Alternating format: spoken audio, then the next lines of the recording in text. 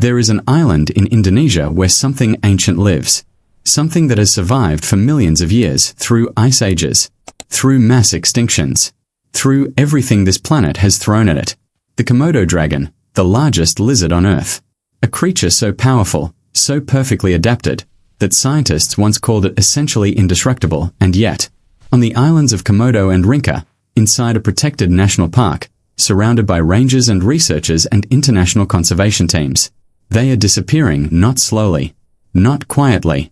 Population surveys that once recorded stable numbers have started coming back wrong, nesting sites that were active for decades, abandoned. Young dragons, the ones that should be replenishing the population, harder to find every season. In 2021, the IUCN moved the Komodo dragon from vulnerable to endangered on the global red list. That was a signal. But here's what nobody was talking about loudly enough. The park was still protected. The poaching numbers were low. The habitat looked intact. So what was killing them? That was the question a group of field researchers started asking around 2019. They expected a simple answer. Habitat loss. Maybe. Human encroachment. Something obvious. What they found instead took years to piece together. And when the full picture finally came into focus, it wasn't one cause. It was a chain.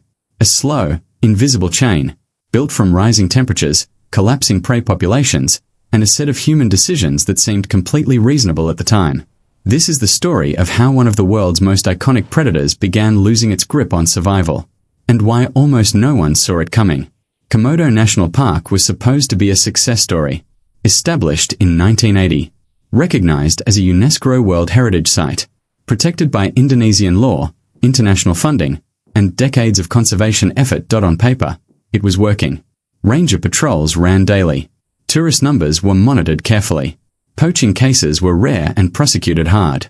For most of the 1990s and early 2000s, the dragon population held steady. Around 5,700 individuals across the main islands. Scientists called it a conservation model worth replicating. But fieldwork tells a different story than spreadsheets.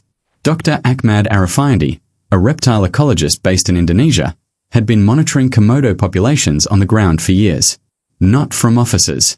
Not from reports. From the actual terrain.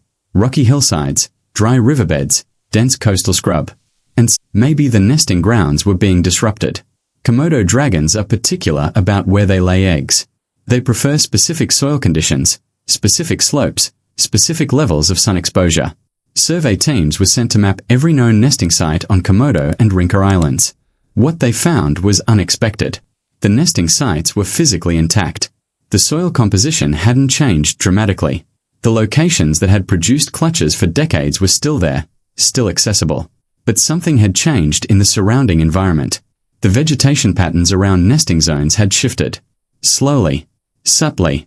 The kind of change you wouldn't notice in a single season but becomes undeniable when you compare photographs from 10 years apart. Certain ground-level plant species were gone.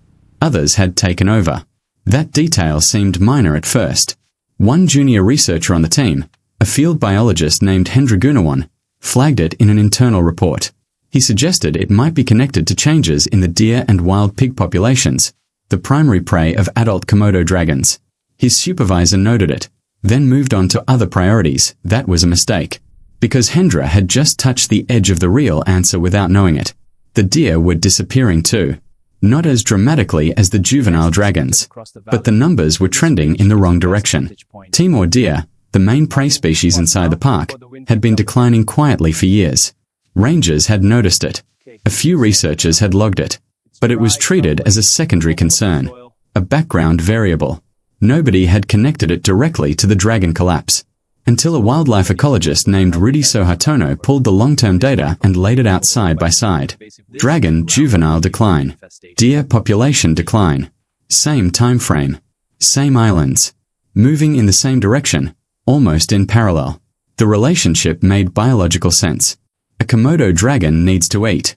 A pregnant female, already stressed from the energy cost of producing eggs, needs to eat more. If prey is scarce, her body condition drops. And when body condition drops, egg viability drops with it. Fewer healthy eggs. Fewer hatchlings. Fewer juveniles. The chain was starting to become visible. But that raised the next question. Why were the deer disappearing? This is where the investigation took a turn nobody on the team had anticipated. Because the answer wasn't predation. It wasn't disease. It wasn't habitat loss in the traditional sense. It was water. Specifically, the lack of it.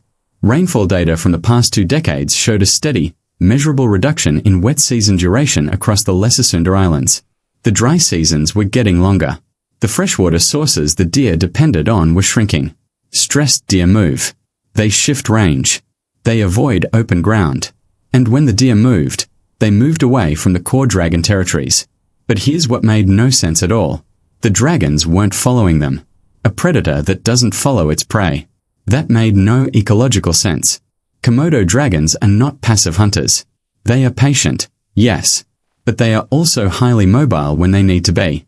GPS tracking studies had shown adults capable of covering several kilometers in a single day. So why were they staying put? Rudy's team pulled the tracking collar data from monitored individuals across Rinka Island. They mapped movement patterns against the shifting deer ranges. What they saw stopped them cold. The dragons weren't stationary by choice. They were constrained. The park's internal zoning, put in place years earlier to manage tourist access, had quietly fragmented the dragons' natural movement corridors. Trails, fencing, designated visitor zones, staff infrastructure. None of it was designed to harm the dragons. All of it was designed to protect them. But the cumulative effect was invisible walls. The dragons could sense the prey had moved. Their forked tongues were picking up scent trails pointing toward the periphery of the island. But the routes that would have naturally taken them there had been gradually blocked or disrupted by the very structures built in their name. It was a trap built from good intentions.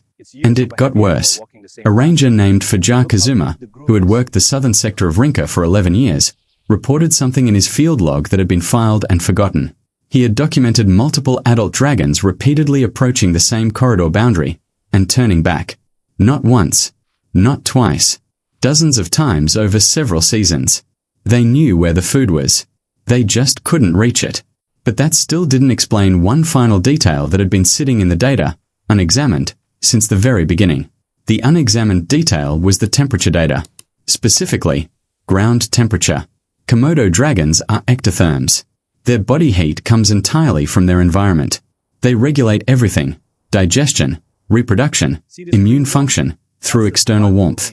And nesting is the most temperature-sensitive moment in their entire life cycle. Dragon eggs don't just need warmth. They need consistent warmth.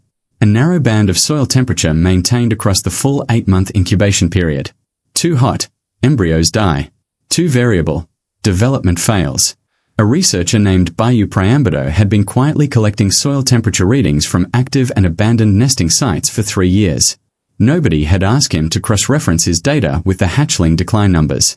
When he finally did, the correlation was almost perfect. The dry seasons weren't just reducing water. They were baking the soil. Nesting sites that had maintained stable temperatures for decades were now spiking unpredictably during incubation season. The eggs were failing not because they weren't being laid, but because the ground itself had become unreliable. The dragons were laying clutches. The clutches were dying underground.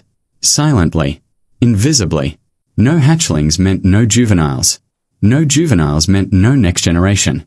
And the adults, trapped by fragmented corridors and shrinking prey, were slowly running out of time to compensate. This wasn't one crisis. It was 4: climate shift, prey collapse, habitat fragmentation, and nest failure, arriving simultaneously, each one amplifying the others. None of them alone would have been enough. Together, they were. The Komodo dragon survived the Ice Age. It may not survive the decisions made in its name. If stories like this matter to you, stay close. There are more of them. And most of them are still unfolding.